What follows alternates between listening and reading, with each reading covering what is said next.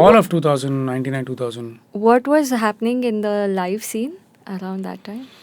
We had Raspberry Rhinoceros Uh-huh. as a club. Yeah. And we would do, all your Bombay Black and, Shire and Funk. There was no Shire and Funk, there was Randolph, who used to do, concerts over there. I mean, very small group of people who would come and play.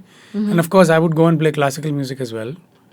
I mean, for me, these were like two different spectrums, Yeah. of audience. And in a very strange way, I never saw this audience come there or that audience come here, ever. So those are my observations in my early life. College friends coming and asking me, क्या है ये मृदंगम ढोलक जैसा है क्या, ढोल है क्या, and I'm thinking, no man, So I've gone through all these stereotyping for a very long time, to such an extent that I stopped explaining it after a point, But I lived with it, in the sense, for a very long time. And I'm saying this because everything later what I did actually was because of all this. These typical stereotyping. If you're a mridangam player, and you're a South Indian, then you can't, like, how are you a composer? Because this idea, thanks to A.R. Rahman, had already started peeking in that if you're a keyboard player producer, only then you're a composer. Yes. Right? Yeah. So, I mean, of course he's a legend, but with everything, it's not his fault. But this started coming in, right? This idea. Like I remember Ram Sampath was a fabulous music composer. He was also a keyboard player, producer himself. Yeah. So that thing of people who are composers who did not necessarily play an instrument had got left behind. Yeah. Now suddenly you had to become a keyboard player, programmer, to be a composer. So all these sort of stereotype that you start dealing with. So it took a while, to be honest, to take it professionally from the meaning of the word which society has, right? Which is to earn a monthly salary. Yeah. And in that, I would say my mother's encouragement was actually what I was able to stand on. Yeah. Because I never believed in it. Like I used to ask, why do you have to earn monthly? Why can't you earn daily? Yeah. What if you earn weekly? Like who decided that only if you earn monthly, yeah. And you're this successful? This is an India thing, because everywhere else they value their hours. Sure.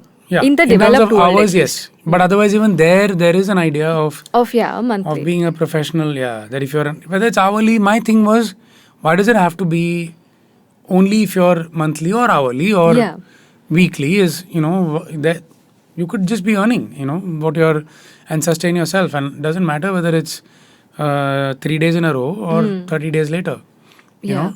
But I did tell myself that it's important to sustain yourself, I'm not going to be frivolous about it also. That, I'm a musician and,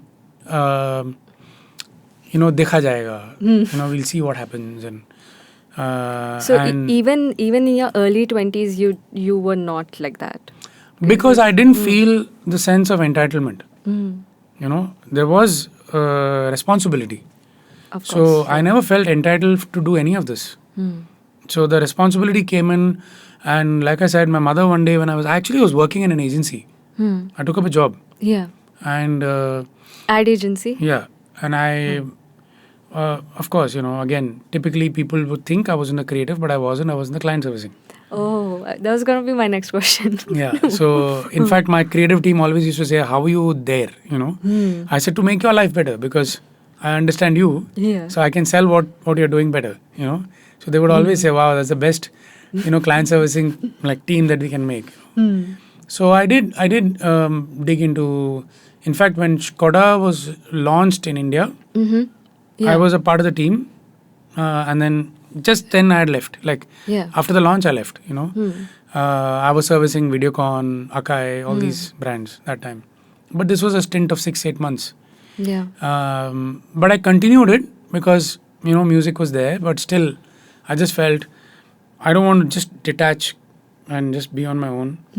Because like I said, I didn't have that liberty to do it that way. So I was carefully doing it, and of course, there is no social media to talk about.